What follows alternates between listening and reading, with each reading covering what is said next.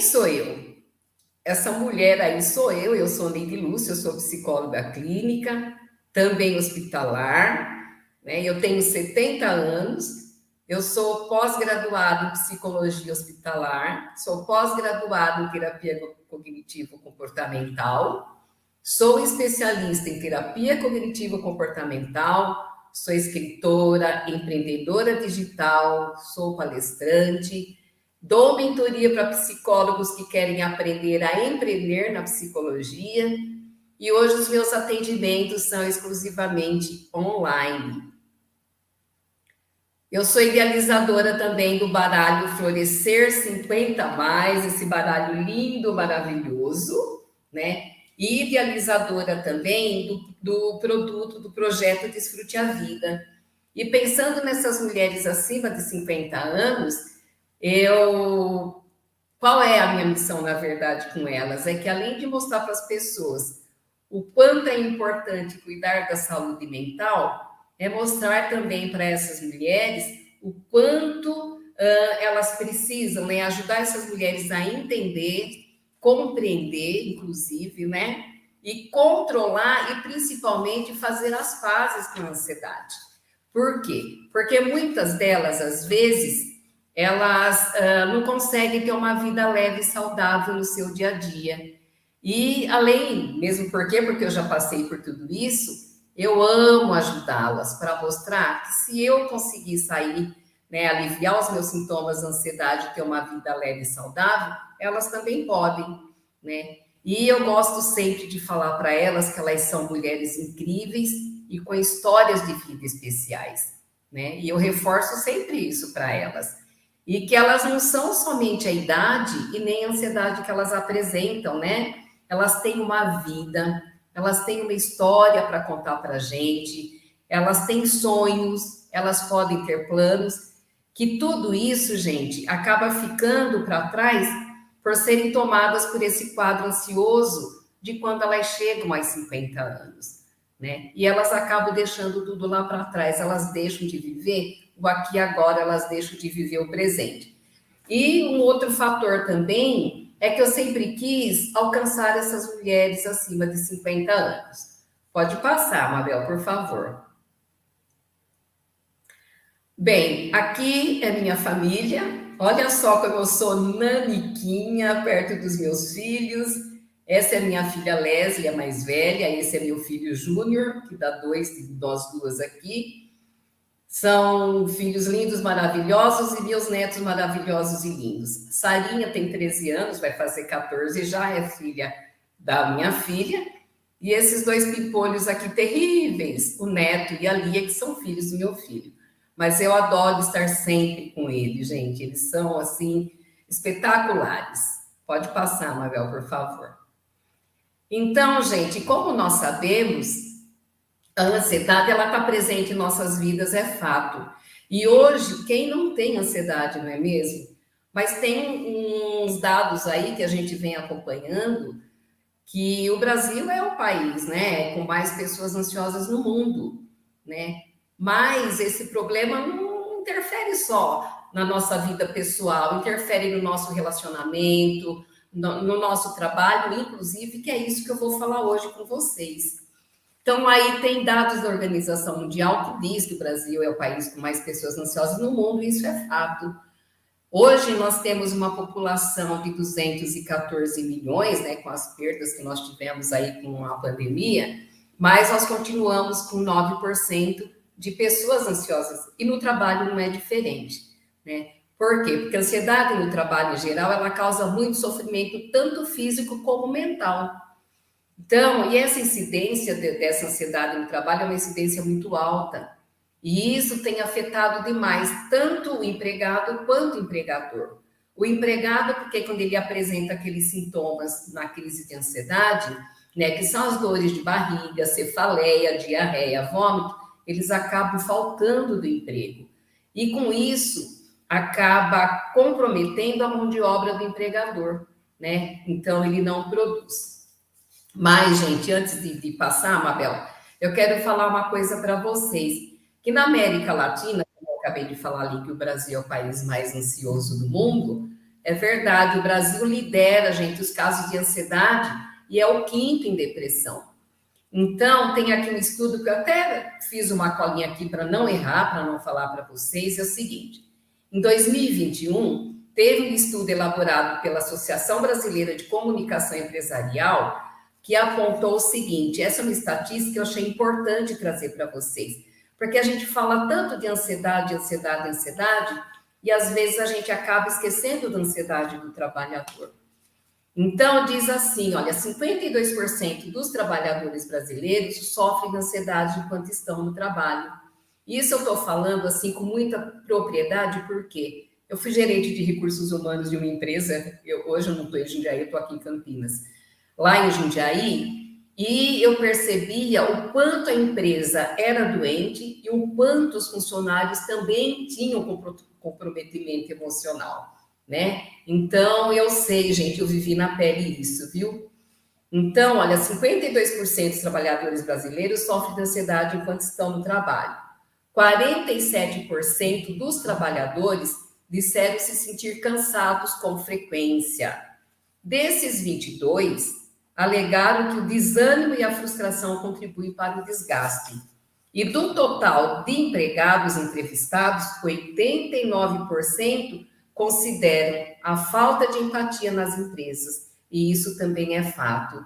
E, gente, e é um problema que merece mesmo muito mais atenção, né? E sendo assim, a gente não pode mais, sabe, ter dúvida, não pode existir essa dúvida sobre a presença da ansiedade no ambiente de trabalho. E aqui eu vou citar um exemplo para vocês. Por exemplo, na pandemia, o que aconteceu, né? Os casos de ansiedade tiveram um aumento muito expressivo naquele período, né, que teve o maior pico na pandemia. E por quê? Porque além da ansiedade, o que foi surgindo, né? O que veio junto com a ansiedade? Quem não tinha ficou, né? Quem tinha só potencializou. E quem não tinha, apareceu a ansiedade. Além da ansiedade, outros problemas, né? Como o pânico, o transtorno obsessivo compulsivo, o estresse pós-traumático, a depressão também veio junto, e até o uso abusivo, né, de drogas que eram nocivas à nossa saúde. Tem outros fatores também, por exemplo, isolamento social, isso ajudou bastante. Aquelas restrições sanitárias, né, impactaram muito na saúde emocional da população e mental também, né? Por exemplo, outro exemplo também, a adaptação no home office, a economia que ficou totalmente abalada, o aumento do número de demissões. Quem não teve medo, gente, naquela época, de ser demitido do seu trabalho, né? O medo de contrair a doença, gente. Outra coisa também, eu morria de medo de ir no supermercado, né? E quem não sentiu isso? E quem não tinha medo de entrar até em contato, de conversar com as pessoas, né? Então, e o que aconteceu? Esse quadro, né? O medo também de perder pessoas queridas, também quem não teve, quantas pessoas não perderam, né? Então, o que aconteceu? Isso levou o mundo a ter que lidar cada vez mais naquela época com a incerteza e ter cada vez mais ansiedade no ambiente do trabalho. E o que acontecia com tudo isso? Aumentava a sua exaustão, né? E bora lá, Mabel. Pode passar, por favor. Então, uma das principais causas de ansiedade no trabalho, segundo pesquisas, o que é? Então, eles achavam assim, a encontrar o seguinte: além de pressão por melhores resultados, né? E a falta de reconhecimento de capacidade dos profissionais. E o que acontecia nessa época? Por exemplo, duas pessoas trabalhando no mesmo setor, fazendo o mesmo trabalho. Uma pessoa era promovida e a outra não. Então, essa pessoa, o que acontecia? Ele entrava assim numa situação de desmotivação total.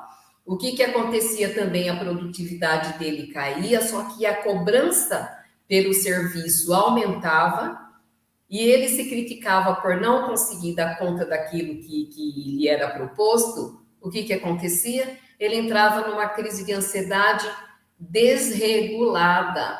Por quê? Pelo não merecimento, porque esse segundo que não era promovido, que não foi promovido, ele se questionava por que será que foi ele e eu não, né? Porque nós, ansiosos, nós temos também essa mania de comparação.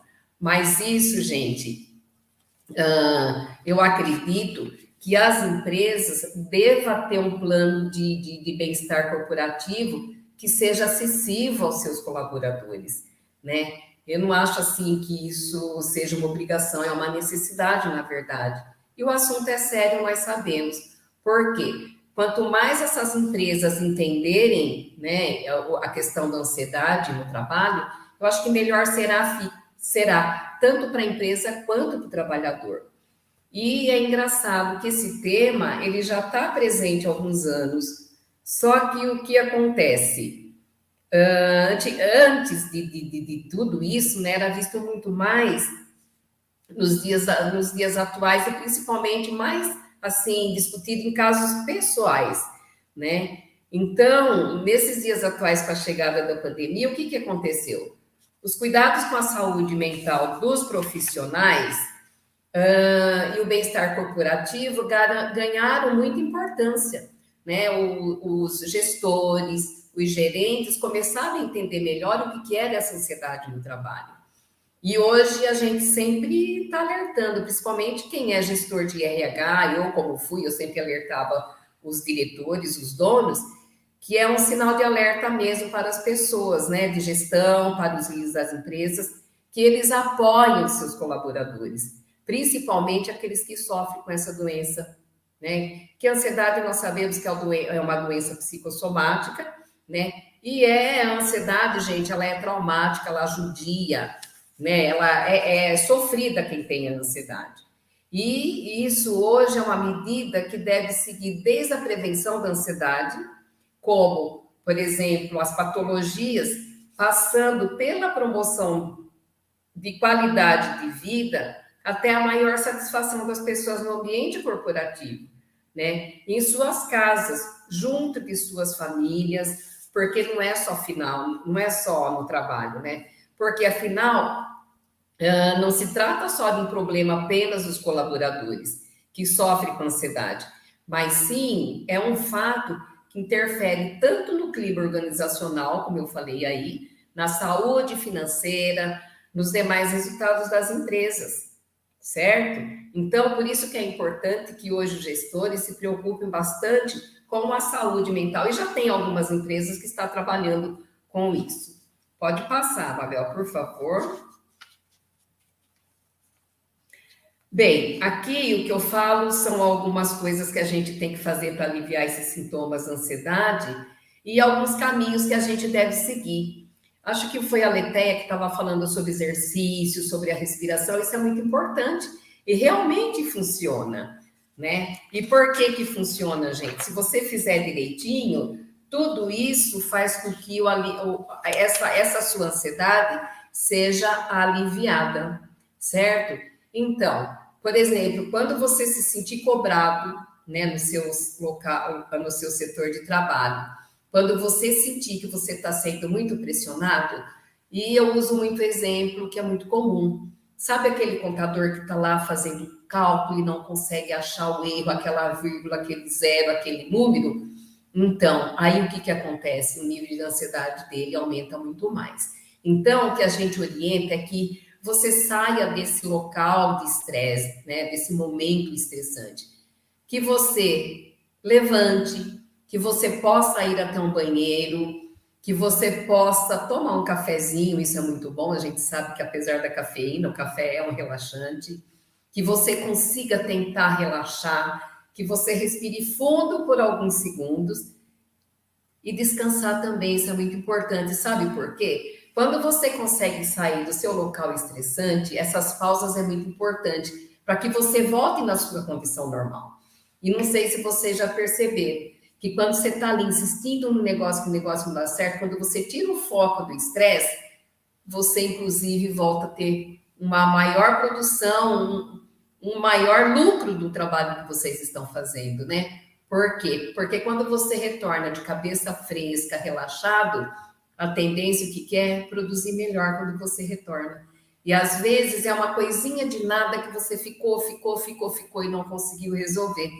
De repente você olha e você fala, nossa, mas isso aqui eu não estava conseguindo ver. Então, é isso, gente. E isso funciona, viu? Isso é muito bom. A respiração, por exemplo, quando a gente fala da respiração, é aquela respiração diafragmática que todos nós conhecemos e que, se você fizer direitinho, com certeza ela ajuda muito quando está numa crise de ansiedade. Pode passar, Mabel. Bom, isso sem contar, gente, que é difícil as pessoas falam, mas você tem que separar você de casa, você do trabalho. Não, não existe isso. Né? Você precisa separar você do seu filho que ficou em casa doente. Não, gente, você não são duas pessoas, nós somos únicos. Então, você vai para o trabalho, você leva assim, o problema de casa, e de casa para o trabalho. Só que é complicado isso, né? Por quê? Porque o que acaba tendo comprometimento dos seus relacionamentos, tanto de casa no trabalho, quanto do trabalho para casa. Então, é muito importante que a gente sempre pense em focar no processo de trabalho e não na falta dele. Por que eu escrevi isso? Gente, bom, eu preciso do meu trabalho, emprego, como queiram, então eu tenho que prestar atenção, eu tenho que focar naquilo que eu estou fazendo, porque eu preciso do trabalho. Porque se amanhã eu não tiver, eu vou ter que me virar com outro, né? Então, é melhor a gente sempre focar no processo do trabalho, ter o seu emprego, ter o seu trabalho, e não na falta dele. E outra coisa também que eu sempre falo, não, que nós não podemos jogar a satisfação na conclusão das tarefas, né? Ai, graças a Deus eu fiz. Nossa, não vou ser mais cobrada, né? Ou então, puxa vida, eu acho que eu não vou dar conta, né? Mas o que o trabalho deve ser para a gente?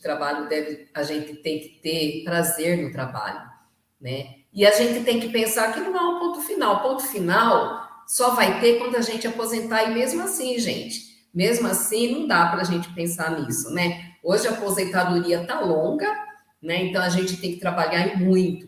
Eu me aposentei há muitos anos, eu tinha acho que 50 e poucos anos, e até hoje eu continuo trabalhando, né? Então, na verdade, o que acontece? Quando o trabalho é prazeroso, a gente tem que pensar que a gente tem que viver, pois tudo flui, a gente está sempre em constante mudança, não é verdade? Pode passar, Mabel. E tá aí algumas dicas importantes, né, para o dia a dia de cada um. Gente, isso é muito importante. Para quê? Para que as pessoas não tenham tanto estresse e caiam na ansiedade no seu dia a dia, né? Então, para que as pessoas não se percam no dia a dia e não se sentir mais ansioso, eu acredito que, se você conseguir planejar e organizar o seu tempo, nossa, o seu trabalho vai fluir maravilhosamente bem. E isso é fundamental, né? Então, o que a gente orienta? Se você deixou alguma coisa de um dia anterior para o dia seguinte, comece fazendo aquilo do dia anterior, né? E depois você vê o que é prioridade para depois você iniciar as outras tarefas, né?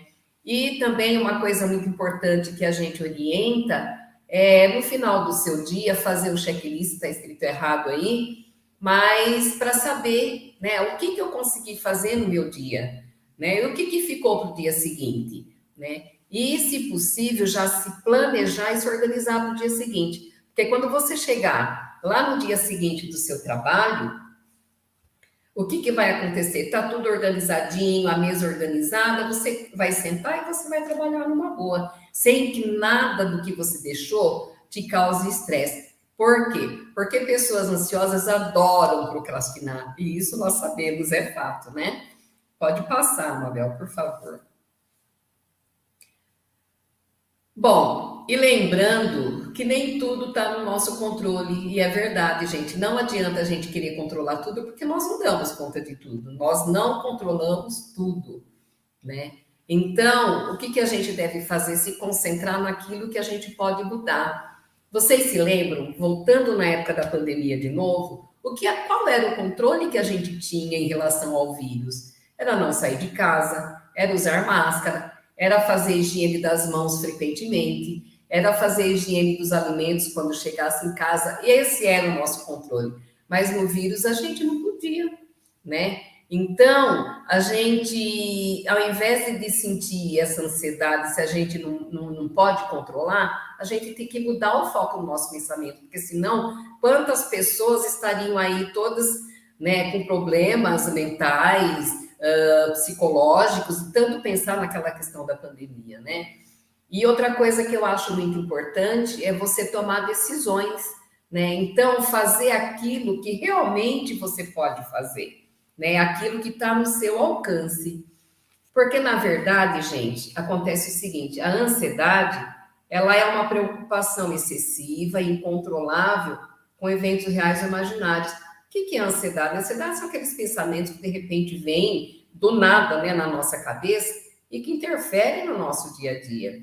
E esses fatores, o que acontece? Distorce a percepção da realidade, né? Trazendo a interferência, traz apreensão e até mesmo, às vezes, a paranoia, sabe? Mas a gente não pode esquecer, a ansiedade não é de tudo ruim. A ansiedade, ela é até prazerosa, né? A gente sentir. Quando a gente fala assim, nossa, é prazeroso você sentir ansiedade, sim. Mas como? Em situações pontuais. Por exemplo, quando você vai para uma entrevista,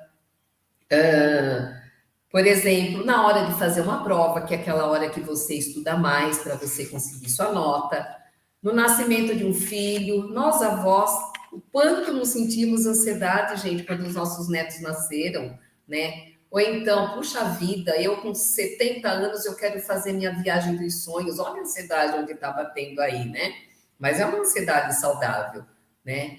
E só que a gente não pode esquecer que quando todos esses eventos acabam, a ansiedade também deixa de existir para a gente, sabe? Então, isso é uma coisa que a gente tem que prestar muita atenção, sabe? Então, a ansiedade deixa de fazer parte dos nossos sentimentos, certo?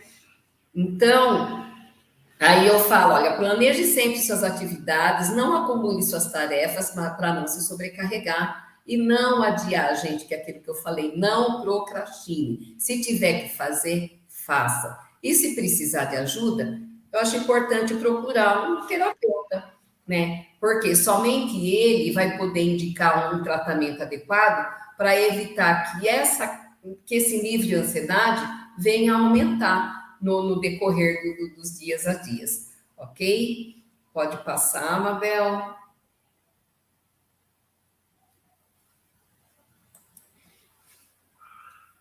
Tá, gente, e para finalizar, o meu até foi rapidinho, já deu quase 4 minutos a mais, apesar de eu ter começado um pouquinho mais tarde. Acontece o seguinte, olha, a ansiedade, gente, ela tá aí, é fato, a ansiedade é uma doença e precisa ser tratada, e os gestores hoje precisam estar em relação à saúde dos seus colaboradores, dos seus funcionários. E essa frase é minha. Essa frase é minha e ela está nesse meu livro, Experienciando a Ansiedade em Diferentes Contextos, Teoria e Prática, que eu fiz em coautoria com outros psicólogos. Então, se vocês quiserem saber mais sobre ansiedade de trabalho, vai estar aqui nesse livro, Experienciando a Ansiedade em Diferentes Contextos. E no fim dele, eu peguei essa frase do finalzinho dele, né? Você não escolheu estar doente, mas eu escolhi ser o profissional de saúde mental e emocional. E é isso, gente, que eu tinha que passar para vocês.